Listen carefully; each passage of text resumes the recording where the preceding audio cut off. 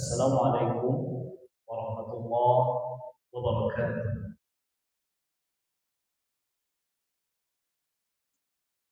Alhamdulillah, wassalatu wassalamu ala rasulillah wa ala alihi wa ashabihi wa mawalah.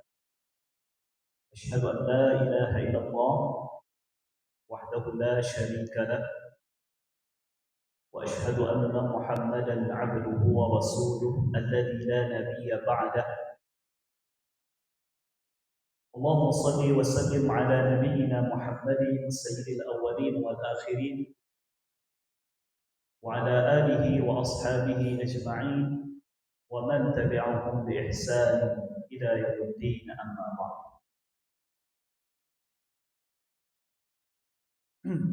Yang kami muliakan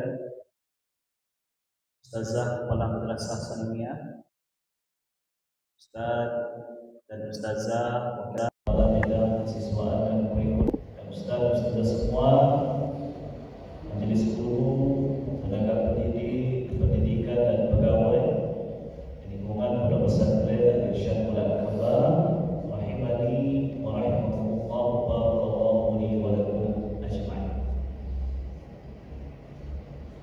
Sesuai dengan agenda kita di Sabtu yang ketiga ini, yaitu kajian tentang akhlak. Di pagi hari ini Anda ingin menyampaikan sebahagian dari apa yang ditulis oleh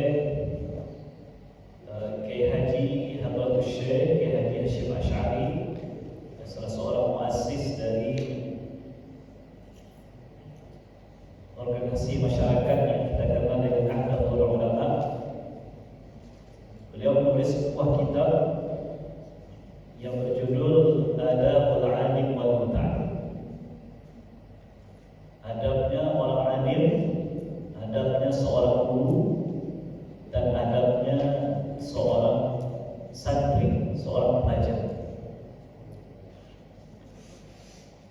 Nah, pada bab yang kelima, Al-Babul Khamis, di dalam kitab yang beliau susun itu, yang berkaitan dengan masalah adab guru. Beliau dalam yang pertama mengatakan fi adabil alim fi haqqi nafsihi wa fihi 20 adab. Adab-adab seorang guru yang berkaitan dengan dirinya sendiri, yang di sini ada atau terdiri dari 20 adab. Jadi maksudnya Ustaz-Ustazah yang memuliakan bahwa adab di sini tidak hanya berkaitan antara diri kita dengan orang lain. Tidak hanya bagaimana sikap kita sebagai guru di hadapan muta'allim, di hadapan para santri-santri kita, tapi juga ada adab ke dalam, membersihkan yang di dalam. Kalau dalam kajian tasawuf itu ada namanya tahalli qabla tahalli. Tahalli itu artinya lebih kurang membersihkan yang di dalam dahulu dari hal yang tidak baik, kemudian berusaha setelah itu mengisi diri kita dengan hal yang baik. Jadi ibarat kendaraan ini Ustazah, motor yang mungkin biasa kita bawa ke madrasah kita ini, supaya motornya berjalan dengan bagus, maka dia mesti rajin diservis, dibersihkan bahagian-bahagian dalam. Makanya beliau memulai dengan adab seorang guru yang berkaitan dengan dirinya dulu, sebelum berkaitan dengan bagaimana dia beradab dan beretika di hadapan para santri-santri. Kata beliau di sini ada 20 adab. Nah, tentu kita suruh bahasnya. Yang pertama kata beliau adalah yaitu senantiasa mendawamkan muraqabah, merasa diawasi oleh Allah Ta'ala, baik dalam keadaan sendiri, dalam keadaan kita kesendirian, maupun di saat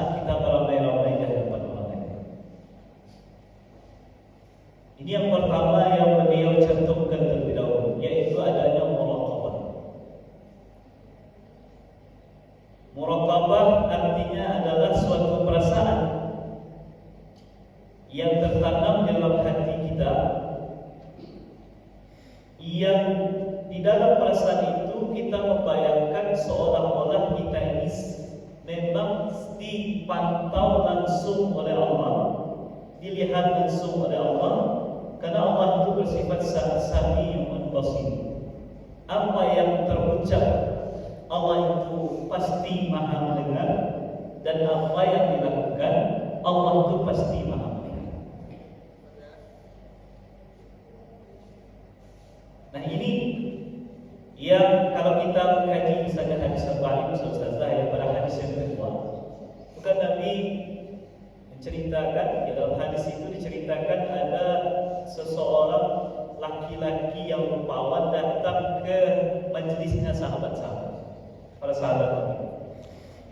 Pakaiannya sangat putih, rambutnya sangat hitam, tetapi anehnya di kalangan para sahabat tidak ada satupun yang mengenal siapa orang.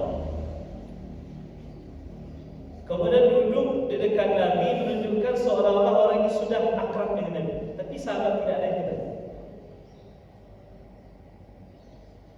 Maka dia bertanya kepada Nabi tentang 4 hal yang kita tahu. Bertanya tentang Islam, bertanya tentang iman, bertanya tentang ihsan, dan bertanya tentang hari kiamat.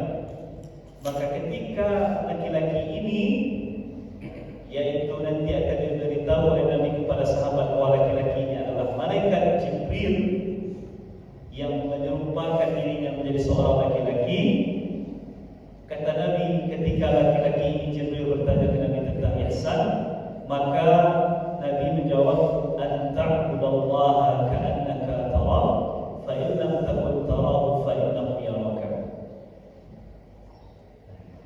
Engkau beribadah seolah-olah engkau sedang melihat Allah. Kalau engkau belum mampu sampai ke makam itu, maka beribadahlah seolah-olah engkau sedang dilihat oleh Allah. Nah inilah yang kita maksud dengan muraqabah, Ustaz ya. Muraqabah yang Allah katakan dalam Al-Quran, innallaha kana 'alaikum raqiba. Sesungguhnya Allah senantiasa mengawasi segala tindakan kita. Walaupun kita berada di tempat yang paling gelap sekalipun, walaupun kita berada dalam posisi tidak ada orang lain yang bersama kita, satu orang pun, tetapi keyakinan muraqabah ini ketika dia sudah tertanam di dalam hati, maka itu yang akan membuat diri kita berusaha, berikhtiar sesuatu, menjaga segala tingkah laku, segala ucapan tidak ada yang bertentangan dengan syariat Allah Subhanahu. Nah ini ada pertama yang beliau ungkapkan dalam kitab beliau ini, yang mesti dimiliki oleh seorang guru, yaitu adab berkaitan dengan dirinya. Yang pertama adalah adanya sifat muraqabah. Kemudian yang kedua beliau katakan, ayulazima khawfahu ta'ala fi jami'i harakatihi. Hendaklah dia senantiasa menanamkan rasa takutnya kepada Allah Ta'ala dalam semua keadaan. Kalau tadi muraqabah, kemudian yang kedua menanamkan rasa takut kita kepada Allah. Dalam Al-Quran Allah katakan, innama yakhshallaha min ibadihi ulama. Sesungguhnya orang-orang yang betul-betul mampu untuk menanamkan rasa takut kepada Allah itu adalah, yaitu orang yang termasuk dalam kategori ulama.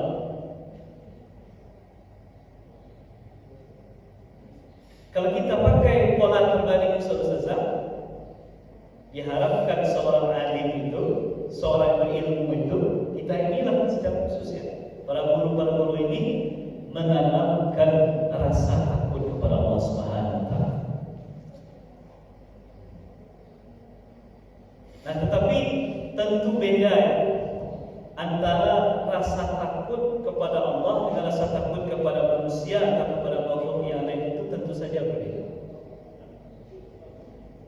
Kalau rasa takut kepada manusia, kepada makhluk Allah itu, kita cenderung untuk menghindarinya. Sedangkan rasa takut kepada Allah itu kita sejatinya semakin dekat dengan Allah Subhanahu wa taala.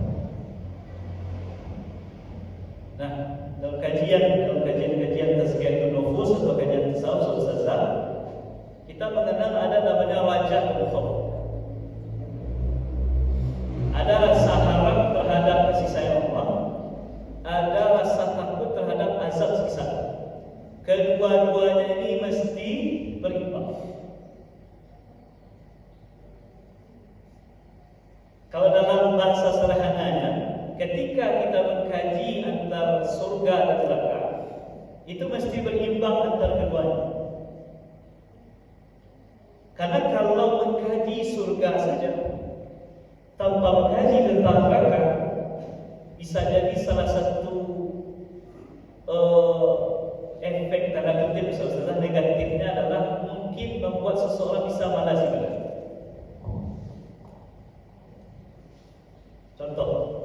Contoh ya, kalau dibuka kitab-kitab hadis atau kitab-kitab ulama yang bercerita tentang surga, itu kan ada satu hadis yang menceritakan bagaimana Nabi bercerita tentang orang yang terakhir masuk surga, terakhir keluar dari neraka, terakhir dari masuk surga. Jadi setiap orang yang masih ada iman walaupun sebesar zarah di hatinya, itu pasti akan keluar dari neraka. Nah di situ dengan berbagai rangkaian kisah yang disampaikan oleh Nabi, ujung-ujungnya apa kata Allah kepada orang yang terakhir masuk surga Yusuf Saza, bahwasanya untukmu surga yang luasnya 10 kali luas bumi.